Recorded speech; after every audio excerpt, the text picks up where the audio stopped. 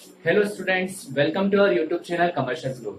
आज हम डिस्कस करेंगे further about consumer equilibrium under ordinal approach. हमने पिछली वीडियो में देखा था कि कंज्यूमर इक्विलिब्रियम के लिए ऑर्डिनल अप्रोच में हमें क्या क्या समझना है। सबसे पहले इंडिफरेंस कर्व हमारा कंप्लीट हो गया था उस वीडियो में। उसके साथ इंडिफरेंस मैप भी कंप्लीट कर लिया था हमने।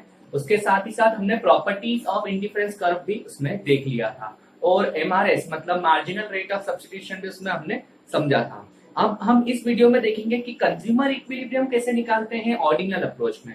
तो ऑर्डिनल अप्रोच में कंज्यूमर इक्विलिब्रियम निकालने के पहले हमें समझना पड़ेगा कि बजट लाइन, बजट सेट ये क्या होता है। तो बजट लाइन नाम सजेस्ट करा, बजट बजट मतलब क्या होता है, फ्यूचर के लिए प्लान करके रखना। तो बजट लाइन एक ऐसा ग्राफिकल रिप्रेजेंटेशन है जिसमें हम कोई सी टू कमोडिटीज को गिवन इनकम और गिवन प्राइस पे कितने कॉम्बिनेशन खरीद सकते हैं। मतलब budget line is the graphical representation of all possible combination of two goods that can be purchased with the given level of income and the price। तो given price और level of income पे हम दो goods के combination जितने भी हैं उनको अगर एक कर्व पे शो करें तो उसे बोलते हैं हम बजट लाइन। और जितने भी आपने कॉम्बिनेशंस बनाए हैं दो गुड्स के वो सब हो जाते हैं बजट सेट। फॉर एग्जाम्पल जो हमने पिछली वीडियो में लिया था एप्पल्स और बनाना का, दोनों की प्राइस 1 रुपीज थी और मेरे पास थे 5 रुपीज। तो 5 रुपीज मेरी इनकम हो जाएगी, प्राइस हो जाएगी 1 रुपीज। तो मैंने कॉम्बिनेशन बनाया था 5 एप्पल 0 बनाना, 4 एप्पल 1 बनाना, 3 एप्पल 2 बनाना, 2 एप्पल 3 बनाना, और 1 एप्पल 4 बनाना, 0 एप्पल 5 बनाना। ये मेरे कॉम्बिनेशंस बने थे, तो इसको बोलते हैं हम बजट सेट। तो budget set are all the combinations of two goods that can be purchase with the given level of income and the price. ये बजट लाइन और बजट सेट हो गया। अब एक चीज हमें सोचने वाली है कि बजट लाइन जो होती है वो ग्राफिकल रिप्रेजेंटेशन होती है, तो उसका स्लोप किस पे डिपेंड करता है।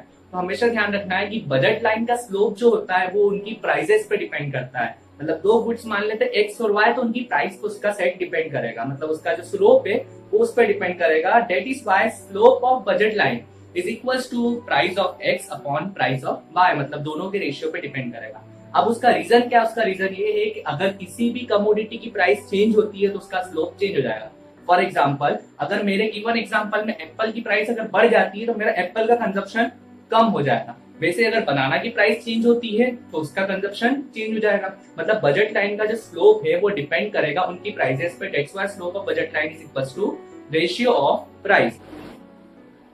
अब हम डिस्कस करते हैं कि ऑर्डिनल अप्रोच में कंज्यूमर इक्विलिब्रियम कैसे कैलकुलेट किया जाता है। तो उसके लिए हमें सिर्फ दो कंडीशन मेंशन करनी है, और दो कंडीशन अगर फुलफिल हो जाती है तो आपका कंज्यूमर इक्विलिब्रियम ऑर्डिनल अप्रोच में इजीली कैलकुलेट हो सकता है। तो वो क्या है दो कंडीशन। तो कंडीशन नंबर 1 है आपकी कि एमआरएस एक्स वाई मतलब marginal rate of substitution of commodity X and commodity Y should be equal to price of X upon price of Y, that is ratio of prices should be equal to slope of budget line. क्योंकि slope of budget line price ratio के बराबर होता है, इसलिए पहली condition बन जाएगी MRS X Y is equals to P X upon P Y is equals to slope of budget line. तो फर्स्ट कंडीशन ये हो गई है।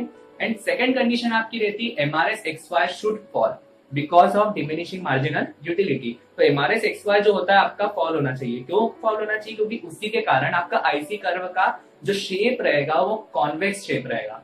क्योंकि हमें पता है, प्रॉपर्टी हमने पिछली वीडियो में देखी थी कि एमआरएस एक्स वाई के कारण ही जो शेप आता है वो आईसी का आता है। अगर एमआरएस एक्स वाई जो है वो डिमिनिशिंग होना कंपलसरी, इसीलिए आईसी कर्व जो रहता है वो कॉन्वेक्स शेप में रहता है। तो दो कंडीशंस अगर आपकी जिस पॉइंट पे फुलफिल हो जाती है तो उस पॉइंट को हम बोलेंगे कंज्यूमर इक्विलिब्रियम पॉइंट। मतलब उस पॉइंट पे कंज्यूमर जो है वो मैक्सिमम सेटिस्फेक्शन गेन कर रहा है by spending his limited income. तो एमआरएस एक्स वाई मतलब आईसी कर्व जहां पे बजट लाइन के साथ टकरा रहा है उस पॉइंट को हम बोलेंगे कंज्यूमर इक्विलिब्रियम पॉइंट। आपको ये चीज ध्यान रखनी है कि अगर जो कर्व है इंडिफरेंस कर्व का वो अंदर जाके वापस आ रहा है, मतलब बजट लाइन के अंदर जा रहा है फिर वापस से बाहर आ रहा है, तो उस केस में उसको अपन कंज्यूमर इक्विलिब्रियम पॉइंट नहीं मान सकते हैं। क्यों नहीं मान सकते? क्योंकि आपका जो कंजप्शन लेवल है इंडिफरेंस कर्व का वो बजट लाइन के अंदर जा रहा है। ऐसा पॉसिबल नहीं है, और ऐसा आपको मानना भी नहीं है कि वो पॉइंट आपका कंज्यूमर इक्विलिब्रियम, क्योंकि हो सकता है कि ऊपर इधर भी टकरा है और अंदर से वापस आके इधर भी टकरा रहा है। तो ये पॉइंट आपका बजट लाइन का पॉइंट नहीं है। हमेशा बजट लाइन जो कंज्यूमर इक्विलिब्रियम पॉइंट रहेगा वो एक ही बार टकराएगा। एक जो बजट लाइन पे एक बार जो टकरा रहा है वो पॉइंट आपका हो जाएगा इक्विलिब्रियम पॉइंट। और दूसरी चीज आपको ये भी ध्यान रखनी है कि कॉन्वेक्स होना चाहिए आईसी कर्व हमेशा। अगर आईसी कर्व कॉन्केव होता है तो उस केस में वो वाला पॉइंट भी आपका इक्विलिब्रियम पॉइंट नहीं रहेगा। तो ये हमारी दो कंडीशंस जिस पॉइंट पे फुलफिल हो जाती है वो पॉइंट हमारा बन जाता है इक्विलिब्रियम पॉइंट। अब नेक्स्ट चीज जो समझने वाली है कि बजट लाइन क्या चेंज हो सकती है। तो हाँ, बजट लाइन चेंज हो सकती है। बजट लाइन शिफ्ट भी हो सकती है, रोटेट भी हो सकती है। शिफ्ट कब होगी? जब कंज्यूमर की इनकम बढ़ जाएगी। कंज्यूमर की इनकम बढ़ेगी तो बजट लाइन आगे शिफ्ट हो जाएगी, कम होगी तो पीछे शिफ्ट हो जाएगी। वेयर एज अगर प्राइसेस में चेंज आएगा तो बजट लाइन में रोटेशन आएगा।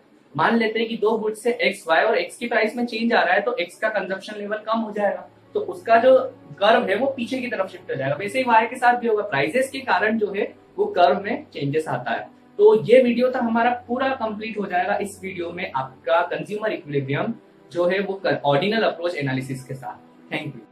Subscribe now and press the bell icon. Never miss an update.